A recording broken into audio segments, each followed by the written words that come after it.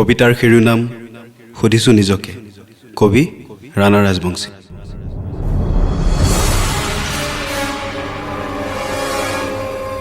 যদি সময়ক ঘূৰাই আনিব পাৰিলোঁ হয়,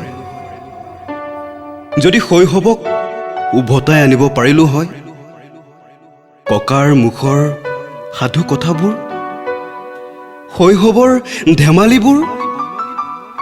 সৰুতে দেখা নিভাজ মানুহৰ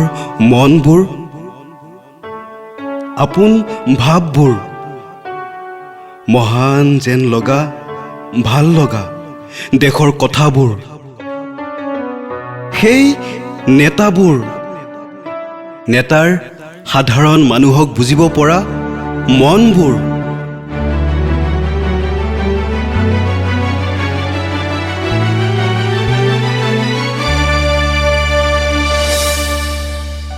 যদি ঘূৰাই আনিব পৰা গ'লহেঁতেন ভেজাল নোহোৱা চৰকাৰবোৰ, মন্ত্ৰীবোৰ, গণহত্যা জাতি ভেদ নোহোৱা, ৰাজনীতিত সৰ্বসাধাৰণ জৰ্জৰিত নোহোৱা চৰকাৰবোৰ,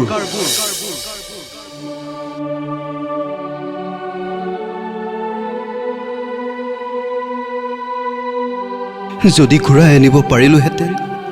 আগৰ দিনবোৰ, চিণ্ডিকেটৰ জুইত দহি নগলহেঁতেন ৰান্ধনি ঘৰবোৰ,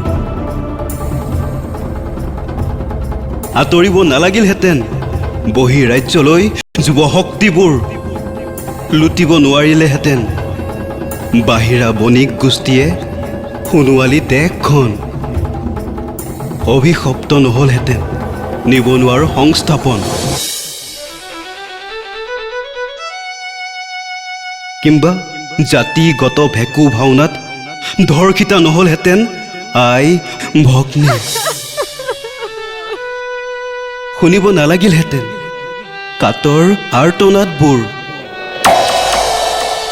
যদি নাথাকিলহেঁতেন ষড়যন্ত্ৰত টুকুৰা টুকুৰ কৰিব খোজা দেশ বিভাজনৰ নীতিবোৰ, আইনবোৰ, কলা বিধেয়কবোৰ, হাঁহিবোৰ এনে বিৰিঙিলহেঁতেন, জিলিকিলহেঁতেন সপোনবোৰ,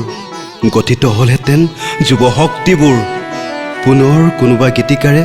ৰচিব পাৰিলেহেঁতেন জৈৱিকতাত সোণালী গজালি মেলা পথাৰৰ গানবোৰ,